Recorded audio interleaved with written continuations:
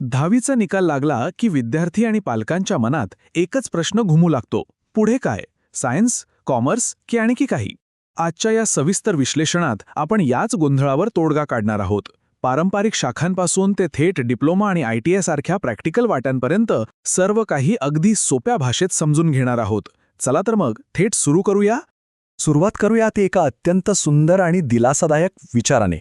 जर नुकत्याच लागलेल्या निकालामुळे किंवा थोडे कमी मार्क्स आल्याने कोणाला निराशा वाटत असेल तर हे नेहमी लक्षात ठेवायला हवं. तुम्ही निसर्गाची एक अप्रतिम निर्मिती आहात, त्यामुळे तुम्ही निरुपयोगी असूच शकत नाही. खरं सांगायचं तर एका परीक्षेचे मार्क्स कोणाचंही संपूर्ण भविष्य कधीच ठरवू शकत नाहीत.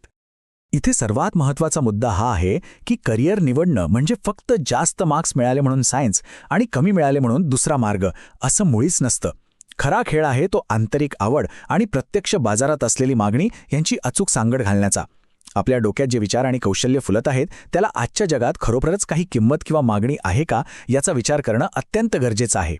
आजच्या या विश्लेषणाची रूपरेषा अगदी स्पष्ट आहे. आपण 10वीच्या मार्क्सच्या पलीकडे जाऊन विचार करणार आहोत. पारंपरिक शाखा, डिप्लोमा आणि ITIचे फायदे पाहणार आहोत.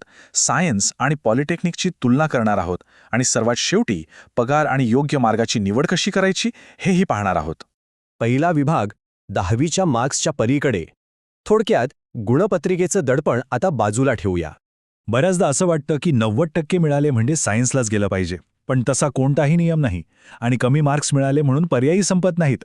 निर्णय घेताना नेहमी 3 गोष्टी पडताळून पाहिल्या पाहिजेत: स्वतःची क्षमता, आवड आणि त्या क्षेत्रातील भविष्यातील संधी. शेजारचं काका किंवा घरातले कोणीतरी इंजिनियर झाले म्हणून आपणही डोळे झाकून तेच करायचं हे टाळायलाच हवं. आपण जे क्षेत्र निवडतोय त्याला पुढील 10 वर्षांनंतरही महत्त्व असेल का, हा प्रश्न स्वतःला नक्की विचारून पहा. दुसरा विभाग सायन्स, कॉमर्स आणि आर्ट्स यांसारख्या पारंपरिक शाखा. इथल्या शैक्षणिक पर्यायांचा जरा शोध घेऊया. आता ज्यांना गणित किंवा जीवशास्त्र खऱ्या अर्थाने आवडतं, ज्यांच्या अंगात ती जिद्द आहे, त्यांच्यासाठी सायन्स ही शाखा एक उत्तम प्रवेशद्वार आहे. वैद्यकीय क्षेत्र, इंजिनिअरिंग किंवा आता अतिशय वेगाने वाढणारं आर्टिफिशियल इंटेलिजन्स आणि संशोधन या सगळ्याकडे जाणारा हा मार्ग आहे. पण हो, यासाठी JEE, नीट किंवा MHT CET सारख्या अत्यंत स्पर्धात्मक प्रवेश परीक्षांना सामोरं जाण्याची पूर्ण मानसिक तयारी असायला हवी. इथे एक मोठा गैरसमज दूर करायला हवा.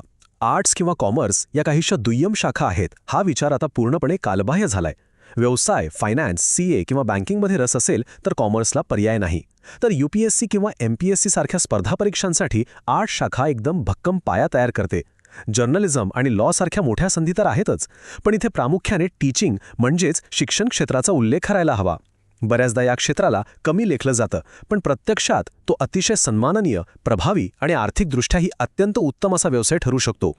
तिसरा विभाग डिप्लोमा आणि ITIचे फायदे.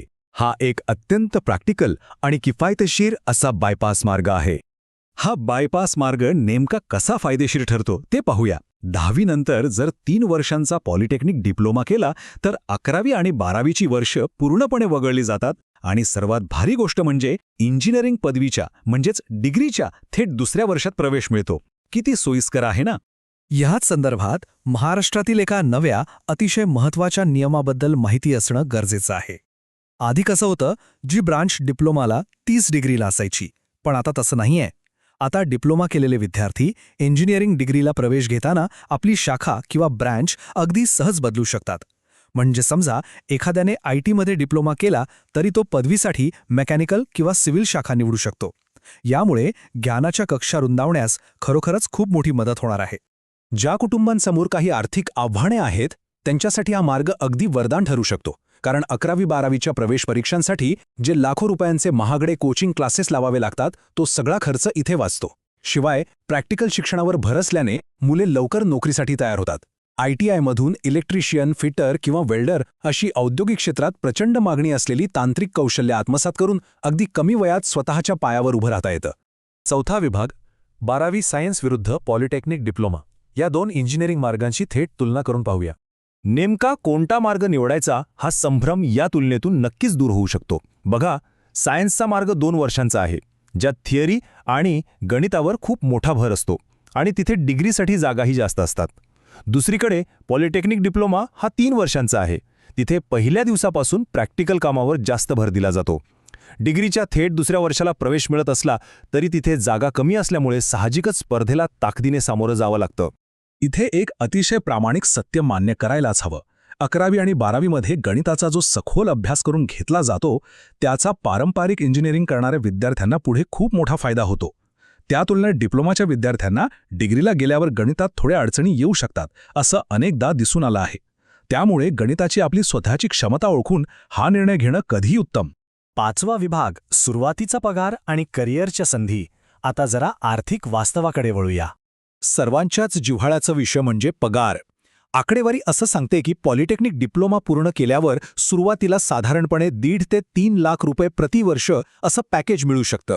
तर दुसरीकडे थेट 12वी नंतर बीटेक किंवा इंजिनिअरिंगची डिग्री पूर्ण करणाऱ्यांची सुरुवात साधारणपणे 3 ते 5 लाखांच्या दरम्यान होते.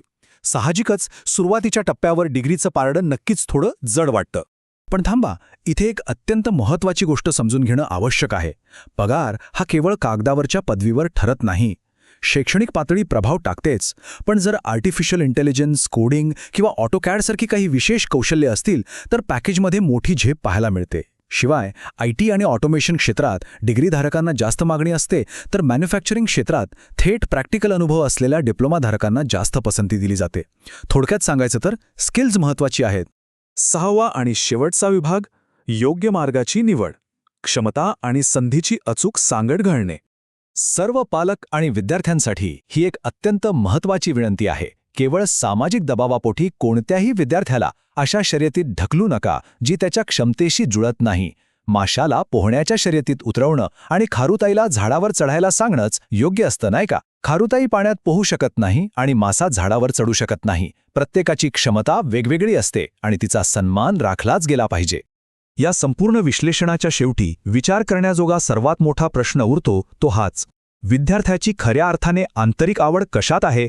फक्त गर्दीचा भाग न बनता स्वतःची क्षमता आणि भविष्यातील बाजाराची मागणी यांची अचूक सांगड घालणारा सर्वोत्तम मार्ग कोणता? या प्रश्नाचं प्रामाणिक उत्तर शोधणं हीच खऱ्या अर्थाने एका यशस्वी आणि समाधानी करिअरची गुरुकिल्ली आहे. यावर नक्की विचार करा. हा माहितीपूर्ण प्रवास आपण इथेच थांबूया. धन्यवाद.